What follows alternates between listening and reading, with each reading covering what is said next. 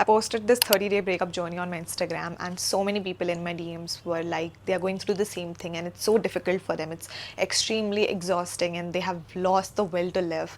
And I just thought that I can share with you guys some of the things that I'm doing in order to heal from this breakup in a very healthy manner. Also, I want you to know this is going to be a very empathetic video. I'm not going to scold any one of you. I'm not going to say that, oh, fuck him, he was not deserving of you or anything like that.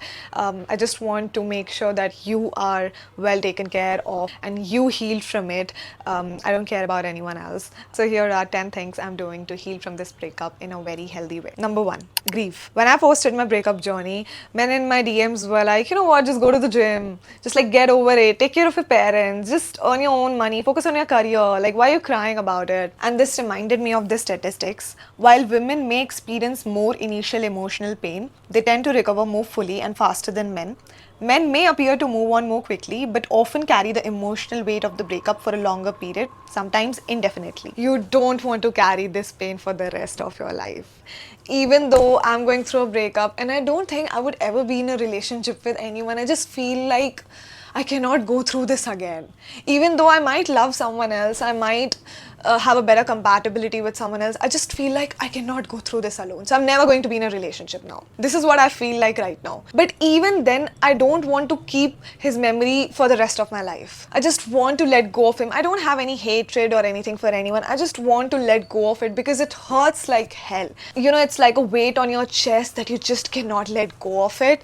And why would you want to carry that for the rest of your life? Why would you?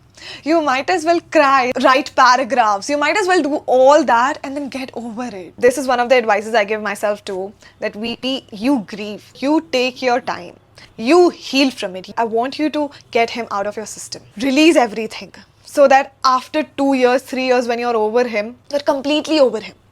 And even if you see him in the public, it wouldn't matter to you. I personally think I do not want to carry a grudge because I'm not just that person. I believe in karma, I believe in God. God will take care of everything. Grieving is a very healthy process and it just makes you feel lighter, makes your chest feel lighter. And you might cry every single day, all the time. Trust me, I cry like randomly, I cry anywhere and everywhere.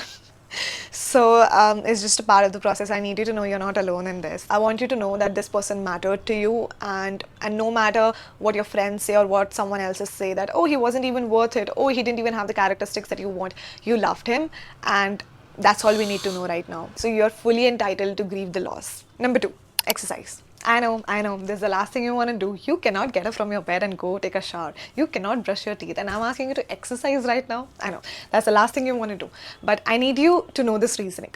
There's a certain level of dopamine you need for you to keep functioning, right? And after any grief, any loss, you just lose that will to live. Like dopamine is super low in your brain. And you need to keep at least the baseline level of dopamine intact. So there are a lot of natural ways to increase your dopamine. One of them is exercising, running, walking, just being in the sun. But what people do is they run behind cheap dopamine, alcohol, rebounds, scrolling Instagram all day. So these kind of cheap dopamine is not good for you. And they would take you down and down and down. And it's again like a spiral. That breakup happened, then this alcohol addiction, then rebounds. Now I don't know what my life is all about. You don't want to go down that spiral, right? You can do anything. You can just save 5 minutes in the sun. You can go on your terrace and take a walk. You don't have to do any high intensity activity. I personally decided to go for running, and because of that I got new athleisure clothes because I was like, you know what, I need something to look forward to running. It's a very mundane activity and I don't want to do it, but I know that my dopamine levels are extremely low and I'm feeling depressed and extremely sad. I know that I need to increase that level of dopamine, so that's why I'm going for a run. You can call your friends for running or any other sport that you like. Just make these activities fun. Exercise is one of the best way to naturally increase your dopamine, and you really need it right now. Number three, make new friends. When we are in a relationship with someone, our whole life revolves around this person, and when this person is gone, it's like suddenly you have no friends. And sometimes the people who have not gone through a breakup or who don't know this experience wouldn't be able to understand you. You know, they would be like, oh, it's been a long time, like why are you still missing him or her? Personally, like it's been more than a month now, and by now like my friends are tired. they are like, I just don't know what you're crying about so much. And to be honest, I get it. They cannot take so much emotional burden when they have their lives to deal with, and they don't owe me anything. And that's why I decided to make new friends, especially the people who can be around me physically. So I made a friend right before the breakup, and turns out she's the one person who's helping me a lot in this breakup, more than anyone else has, more than even my previous friends have. And I completely understand that it's not their fault too. Once you make these new friends, you'll get at least a little bit confidence in your life that, okay, there can be new people in my life. There can be anyone other than this person in my life. I can make friends. I can be around different people and they can like me. Sometimes these people can take advantage of you if you're in a very vulnerable position. So make sure that you reveal only a certain amount of information about you. And once you get to know them, once you trust them, you can just share these things. So yeah, increase your chances of opportunities in life. You go out a lot, meet a lot of people, network. Number 3, go out of the house. Looking at the trees, the shops, the people, the birds is not going to lessen your pain in any way. But let me tell you what it does. It just gives you a broader perspective on life. It just makes you realize that there are other things too apart from your pain. And that's a very relaxing thought. When we are in a room crying and sobbing and just looking at the pictures, it makes us feel like this world has collapsed. Feels like there is nothing outside. But there is. You just need to go for a walk and you will feel like shit. There are other things too, and the world is still running. You can at any point of time go out and make any friend. The world hasn't stopped, and whenever you are ready, you can come back here and continue living again. Hi everyone, this is VP from the future. This is 3 months later, and now I am editing this video.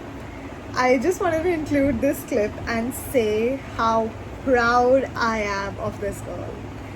The way she's talking so much sense when she's down bad. She's in the trenches. She cries anywhere and everywhere. I am so proud of how sensible she is. She didn't make any wrong decisions. The way she has handled everything is so gracious and so classy. Like, I know how crack I can be if I need to, but how I've handled so many things with such a classy way, like, trust me, I am in love with myself at this point. So yeah, I just wanted to tell you that when you're down bad, when you're in the trenches, don't make any decisions that your future self will not like. Like, for example, right now I'm just loving this person. Why do I need someone else's love when I am so much in admiration of her? If anyone who comes into my life and cannot give me the same level of admiration that I have for her, why will I want that person? And that's a new standard that you set for yourself.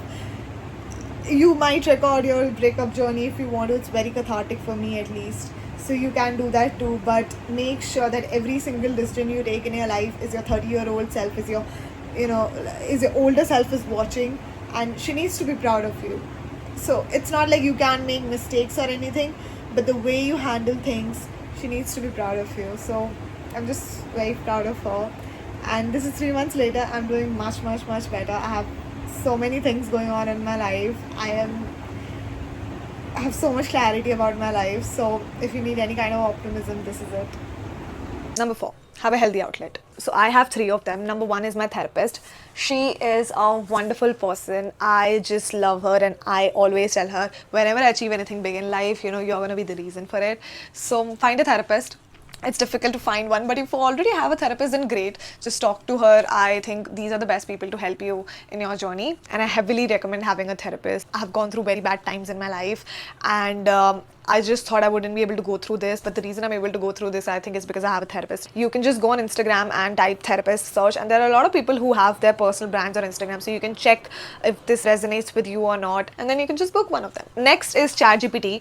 Trust me, having a ChatGPT Plus or Pro subscription is the best thing I've ever done, because I can just speak into it, and I can drop a voice note and it speaks back to me, and it just feels like I'm having a two-way conversation with someone. So whenever I need an instant response, I just talk to GPT. If I've told her that, talk to me about this with a lot of empathy, then she'll make sure to use words like, why am I saying she? Like, it's an it. I call her Lola, by the way. So yeah, she just goes like, you know what, PP, this is going to be fine. You're going to be okay. I've gone through much worse in your life, and this is nothing. Trust me. You feel like you're alone in this, but I'm there for you. And she speaks like this. Whenever I tell her to be my psychologist or be my therapist, and then act like that, then it helps me identify my unhealthy patterns. And the last healthy outlet is journaling. So this is my journal that I think I bought after the breakup, and it's already filled till here. I've already written all my thoughts and everything. So journaling is a great way. You can do a pros and cons list. You can write all the reasons why you think this relationship couldn't work in the future. So when you're writing all of this and you see it physically in front of you, it just puts an emphasis on what you're feeling. Why am I telling you about having a healthy outlet is because I was one of the people who would suppress her emotions, and then one random day it would just burst out. So I remember I was in this office party and I was drunk, and I just told my whole life trauma to everyone there. And the next day my boss comes like, is like, you know what, you need the therapist. So ever since then I have a therapist. So you don't want to suppress these emotions because they can come out in places where you wouldn't want them to come out. So that's why I want you to have very healthy outlets. I'm having a therapist as one of them. If you don't have one, then you can use Chat GPT. Number 6, don't use distractions. Alcohol, rebounds, getting distracted by your work, all of this will make you go into a spiral, and after a few months you won't realize what is your problem exactly. Is it the breakup? Is it the alcohol addiction now? Is it the multiple partners that I have right now? Or is it that I have submerged myself in this pile of work? You wouldn't know. So I want you to know that avoiding these unhealthy distractions, you're already 10 steps further in your healing journey, and it's gonna only get better after this. You're in a very vulnerable situation right now and you don't want to take any action that will make you go into a spiral. So every single day when I feel like I can't control myself, I cannot control crying, I don't know what to do, I just call one of my friends, or I talk to my therapist about it, or I just go out for a walk, or I cook something, or I watch a YouTube video. Because anything to stay away from downloading dating apps, drinking alcohol, getting these wrong addictions, or even submerging yourself in a lot of work, because it's like you're not addressing the problem. You're just getting distracted, and then it will just pile up and eat at you. I want you to know that it's okay, you don't want to address it right now, but do not take any action that will make you go into a spiral. These are one of the things that you strictly should say no when you're in your healing journey and when you have just had a heartbreak. Number 7, shamelessly ask for help. This is one of the times when you really need help. This is not one of those times when you need to man up or woman up and just get through this thing alone. I shamelessly call friends. I'll call my friend to sleep with me at night. There are some people who will feel like it's a lot for them to take, and it's completely fine. You can avoid them for some time, but there can be people who would really sit and listen to you. And I think your parents and family is one of those kind of people. Like I never got along with my family, but if I go and cry to them, I'm like, oh, mera breakup ho gaya. They'll sit and listen, right? Or even if they don't listen, whatever their judgment they'll pass, it's fine. You just have someone to listen. You just need people around you. You just need support. And if you have a good group of friends, even if one single person can make a lot of difference, and you want to thank that person every single day. I thank that friend of mine every single day, and she's just like an angel in my life right now. So if one person can make a lot of difference, you definitely need to shamelessly ask for help. Like literally call people and be like, you know what, I need your help. That's what I do, and you can do too. Number 8, one daily win. You will do one thing every single day that is like a win for you, right? So my friend gave me this concept, and it's like, you know what, you can tell yourself that I'm gonna take 3 jumps from here. So it can be as silly as anything, that I'm gonna cross that road till I say 10. So you can count in your mind 1, 2, 3, 4. Even if you do not finish it till 10, you stop counting. You finish and then you say 10. You need that dopamine. You need to feel like you won something today. You need to feel like every single day you're having this win. You can document it too. If I don't want to wash my face today, if I don't want to brush my teeth, I'll just take the brush and brush it in like 5 seconds and just keep it. That's a win for me. So every single day have like a daily win sort of thing. That today I'm going to give myself a challenge to go to the grocery store and get milk from there. That's a challenge for you. And that's it. That's a challenge for you. You need to give yourself some sort of win. And if you want, you can increase the intensity. Today, my daily win is going to be getting out of this bed. Tomorrow, my daily win is going to be taking a shower. You can do anything. Number 9, create something. Trust me, in this breakup journey, when I feel like I've lost everything and I don't know what to do, I'm completely clueless in my life, Camera is something I always return back to because I'm like, I can speak to the camera, you know what? So return to the things that always felt like home to you. It can be painting, it can be pottery, it can be decorating your house. Make something out of all the emotions you're feeling. So I'm feeling all the emotions. I write down the script and then I make a video on it. If you're feeling a lot of emotions, you can write a rap song on it. Like, you know what Taylor Swift in one of her podcasts say that no matter what happens in your life, make art. Do not ever stop making art.